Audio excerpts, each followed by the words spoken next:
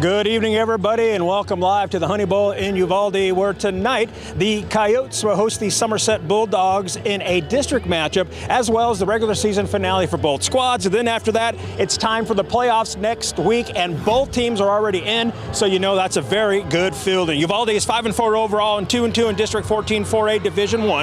Last week, they won at San Antonio Kennedy by the final of 22-17. Now, the Coyotes started off the season with a 21-13 win at Carrizo Springs in Week 1. And then the following week, they beat Eagle Pass win 34-28 right here at the Honey Bowl in their home opener. Two special wins to start off a very tough season after what happened at Robb Elementary School. These young men are trying their best to help this community smile. It's homecoming tonight, and the Coyotes want to beat Somerset in part because the Bulldogs beat them last season 56-19. Last year, we didn't have a good game against them, and this year, it's a lot of our seniors' last home game, our homecoming game, so there's a lot of weight on our shoulders, and hopefully we beat them. And what we've been doing is just working on the run game. That's really it. Last year was a pretty rough game for us. We have a chip on our shoulder for that game. We've had it marked down since we played that game last year. So tell me about this matchup with Somerset. It's a good football team. You know, they're big and they're strong and they like to run the football, and that's kind of what we're going to try to do against those guys. And, you know, we just want to control the clock, stay in the game. It should be a fourth quarter game to see if we can pull it out. With a 2-2 record in district play, Uvalde currently holds fourth place. But if Fredericksburg loses to Bernie tonight and the Coyotes win by 15 or more, they'll move up to third place, Coach Miller told us. Either way, Uvalde is playoff bound, and that's special for the senior class after the Coyotes missed out on the playoffs last season. It's very special to make it my senior year, you know. I think we all worked hard enough. I think last year we didn't work quite as hard, and this summer we really put in the work, and I think it paid off. Means a lot. I mean, yeah, like Chris said, we put so much hard work in this year.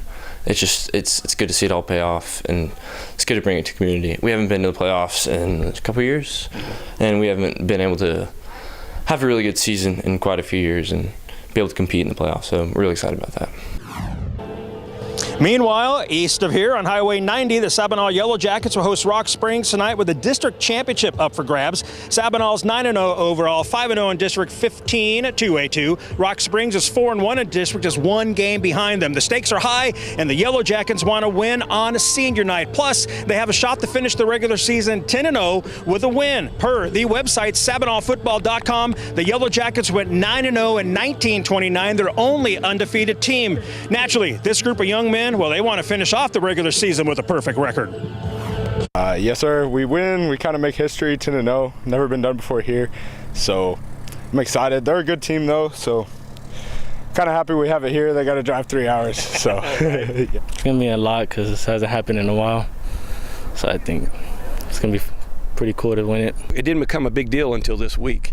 You know, it's the old cliche, we want to be 1-0 every week, and we have been. And then this week, you know, people from the community in town have been coming up and telling us, hey, you know, we've never been 9-0, we've never been 10-0. But I think in 1929, I'm pretty sure they were 9-0.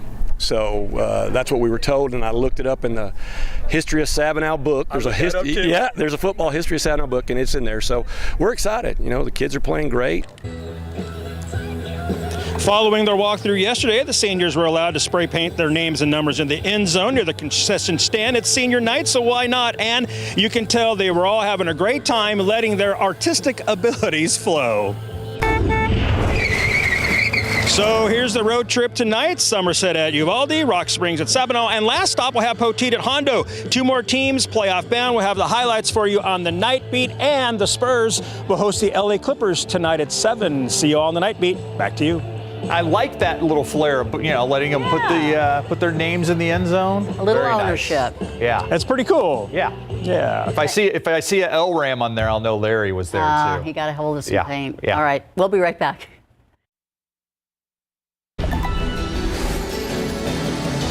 Get ready, Election Day is on Tuesday, and both parties are making their last-minute push for many races, including the race for the Texas governor's office. Yeah, Max Massey sat down with the chairs of both the Bexar County Democrats and Bexar County Republicans to talk about the governor's election and the future of each party. The diversity of this city, the history of this county, of all of South Texas is phenomenal. It's a history to be proud of. Jeff McManus is the chair of the Bexar County GOP. but wasn't always heavily involved in the party. The Democratic Party of today is not the Democratic Party that I believed in and that my father believed in and that my grandfather believed in. The Democratic Party has moved away from me. There are things that could be done, and obviously it has not been done. So I believe that Beto is going to open up that door and work with Democrats and Republicans to come up with a solution. Monica Alcantara is the head of the Bexar County Democrats, and she says there needs to be a change. We've had Governor Abbott in charge for 8 years, and he's complained about crime and so on and so forth. But he controls a lot of what happens here in Texas. And so if that is the complaint, then I agree with him. He's right. Something needs to change. Something needs to happen, and that's new leadership. If people want to vote blue, I would say, go ahead, exercise your right to vote, because it's us that are red that protect that right so you can have a dissenting view and express it and put up dissenting candidates. The governor's race is obviously a hot topic, and it's a topic on so many voters' minds. But for these two chairs, it's not just about the current elections, it's also about building the future of the party. What I can see with the data that we have is that that wave has chipped away at that red state.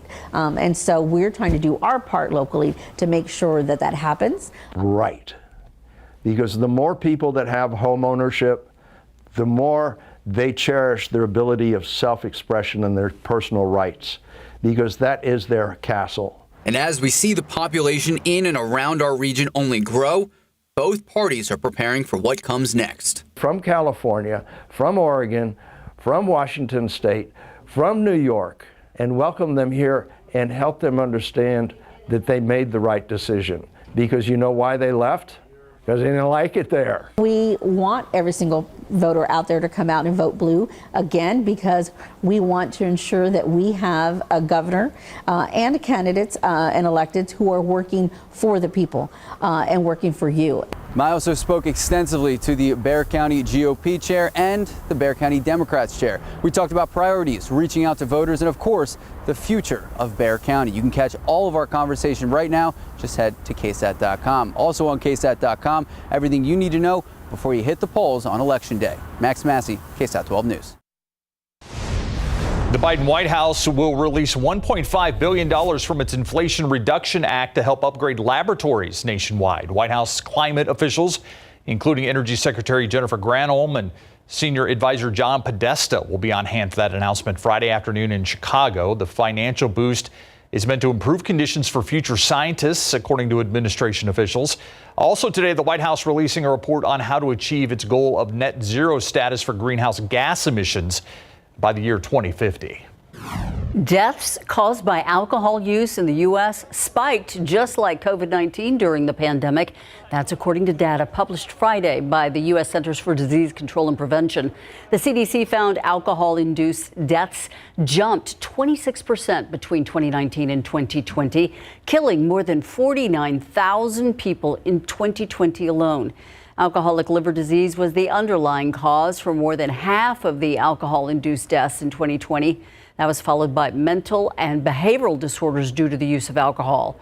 The analysis did not include deaths where alcohol use may have directly contributed, but was not the only factor. The latest jobs report shows about 261,000 jobs were added to the U.S. economy. Yeah, as ABC's Alex Christophorus reports, this positive news could mean the Federal Reserve will likely continue raising interest rates in order to combat inflation. In the final jobs report ahead of the midterm elections, the Labor Department says the U.S. economy added 261,000 jobs in October, exceeding economists' expectations. The unemployment rate ticked up slightly to 3.7% from 3.5%. The economy is one of the key issues on voters' minds as they head to the polls. President Biden says this latest report shows that the job recovery remains strong. Well, people are still hurting. We got more to do, but 10 million jobs created since I take office. That's more than any time. But this positive news comes with a downside. The Federal Reserve will likely continue raising interest rates as it looks to slow the economy, including the job market, to bring down consumer prices. On Wednesday, the central bank hiked its key interest rate for the 6th time this year. We continue to anticipate that ongoing increases will be appropriate. We are moving our policy stance purposefully to a level that will be sufficiently restrictive to return inflation to 2%. But that approach risks tipping the country into a recession and putting millions of Americans out of work. So if you go back to the beginning of the year, the economy was creating something like 600,000 jobs a month on average. It's about half that right now. So the Fed's rate hikes are starting to bite into the economy's growth. Amid high inflation, policymakers fear a so-called price-wage spiral when workers demand raises to help them afford goods, which in turn pushes up prices. This latest jobs report shows that while the pace of wage growth is starting to slow, average hourly earnings still rose 4.7% over the past year. Alexis Christoforous, ABC News, New York. After the break, why dining out for Thanksgiving this year could save you more money than cooking at home. That and more in your consumer headlines next.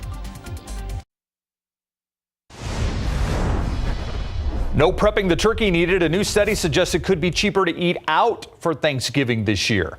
Wells Fargo released an analysis of the costs of dining out versus cooking at home. Researchers looked at data from the Consumer Price Index. They found while inflation has had a big impact on both, it's impacted grocery stores more. According to the data, a standard grocery trip could cost you nearly 10% more this year compared to last year, but dining out will only cost you around 6% more.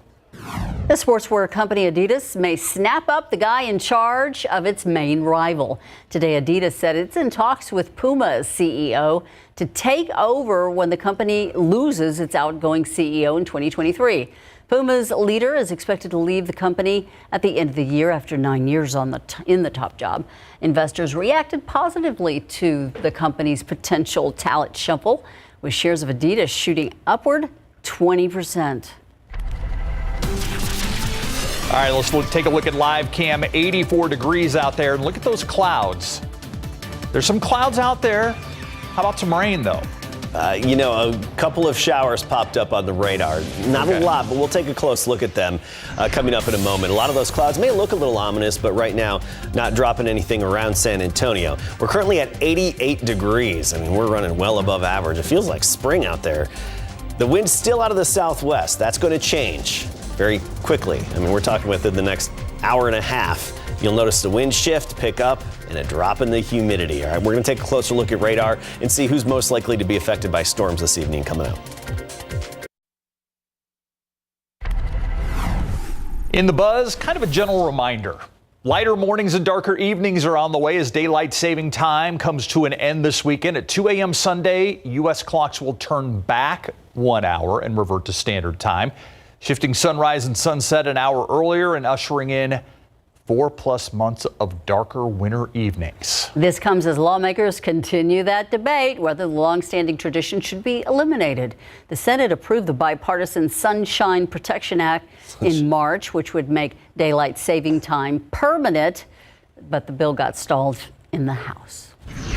Gridlock in Washington. Who would have thought it? Imagine that. Yeah. Shocking. Wow. From the Beltway to the Capitol Hill. Can't even talk about the weather. We need some rain. Just doesn't seem like this is going to be the system that's going to give it to us. No, I don't think this is our system for much rain. We have a few showers out there right now, and some locations, especially east of San Antonio, have higher odds of actually getting the rain this evening and into the nighttime hours. Let's take a look at the radar, and that thin green line just north of town, that's actually the cold front. It kicks up little bits of debris, leaves and insects and whatnot, and then that allows the radar to detect it. And that's the leading edge of the cooler air and mainly less humid air that's headed our way. Near Wimberley, we're talking north of Canyon Lake. That's where we have one downpour with a little bit of lightning. That's just outside the KSAT12 viewing area. And then this shower just popped up northwest of New Braunfels and Greene, not affecting Greene or New Braunfels at the moment. This is along River Road, just outside of town. Just to make you feel a little more comfortable, this is Worst Fest right here. Okay, this is where the grounds are. It's okay for the moment. There's the off chance of a brief shower popping up in and around New Braunfels here. And really the window of opportunity is closing in, because once this little green line, once that moves through, that's the cold front. Then all bets are off. Behind that cold front, the air is stable. And once you feel that wind shift and pick up and that lower humidity, not even a shot at rain for the rest of the night.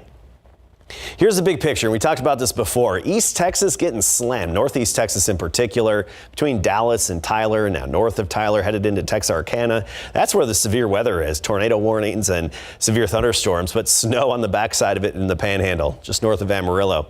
Areas of snow. Here's our future cast. Notice by 7 p.m., maybe a little more development southward along that cold front. This would be closer to New Braunfels and then even Seguin. We get to 8 o'clock, just moving east to Seguin, 9, 10 o'clock toward Gonzales, Nixon, Smiley. And this would be just getting clipped by these brief thunderstorms and even into Hallettsville, 10, 11 p.m. And it's these locations from Seguin to Gonzales, Nixon, Cuero, Hallettsville, and everywhere in between, Moulton, Shiner included, where we could have a brief severe thunderstorm with a straight line wind being the primary threat. But around San Antonio, I think we're generally really just going to be dry, and you'll notice that wind shift and the wind picking up. So a gusty, breezy evening ahead of us. You're going to notice that wind the rest of the night, and it's going to subside, though, by tomorrow morning. That's the nice thing. Look at the temperatures across the state. This is a good old-fashioned fall cold front. 36 in Amarillo, 96 in Laredo. How about that? That's a very impressive temperature spread. Laredo is going to be changing pretty quickly, though. The cold front is basically knocking on their door at the moment. Even Cotulla up to 93, Pleasanton 89. But then look up into Kerrville, 76, Uvalde 78, Rock Springs 68. That cooler air is going to be filtering in across our whole area here momentarily over the next few hours. And dew points are still up, still sticky around San Antonio, but already dropping humidity in Boerne and especially into the hill country where dew points are in the 40s. Del Rio dew point of 40, Uvalde 49. That drier air is going to be here within a few hours. And it's going to stick around through the weekend. A lack of humidity. It'll be fall-like, comfortable, crisp mornings, and that means no fog without that humidity. But by Monday morning, dew points are back up to 70, and that means a return to the sticky, muggy, damp mornings pretty much all next week. So the details for tomorrow, 53 at 7 a.m. By noon, we're at 70, a high of 77. Not much of a breeze out there tomorrow, variable at about 3 to 8 miles per hour. Sunday, 52 in the morning, high temperature in the mid-80s, low humidity throughout the day, still very sunny. But Sunday evening, that's when the humidity starts to increase, and that's going to lead to the fog again for the morning commute on Monday. And next week, it's going to be a lot like what we saw this week. Morning fog, sprinkles, and dampness with high temperatures in the 80s, running above average. Looks good for the weekend, at least. Thank you. In case you missed it, coming up next.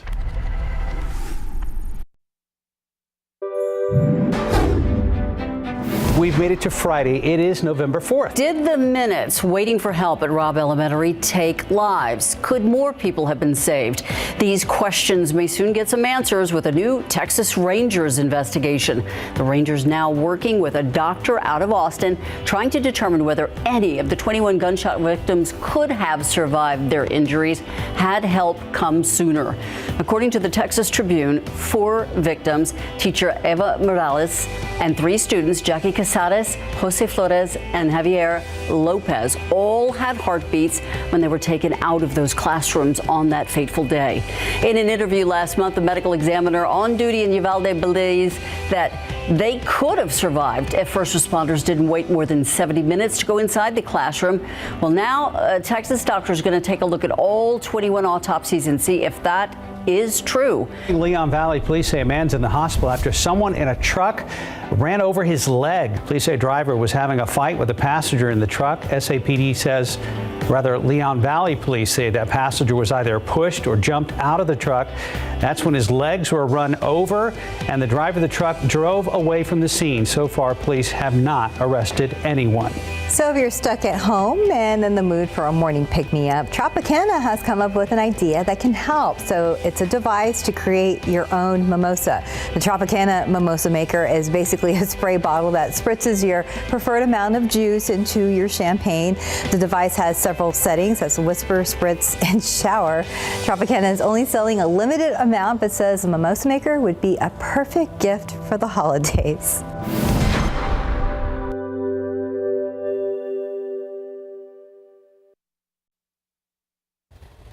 All right, here's a look at the radar, and you can see a little bit of development here just northwest of New Braunfels. It's moving away from New Braunfels, by the way, and then right near Marion. This is between Schertz and Zool. just east of Randolph Air Force Base, and we'll put this into motion. This just developed here, and these are some of these little isolated showers that we'll be watching for here over the next hour or so, but most of it will be more development farther east of San Antonio in the corresponding hours. So when we need to, we'll go live on the KSAT Weather Authority app and keep you updated through the evening and into the early nighttime hours. Beautiful weekend, fall-like. Very nice. Thank you, Adam. And thank you for watching the news at 6. See you back here on the Night Beat at 10.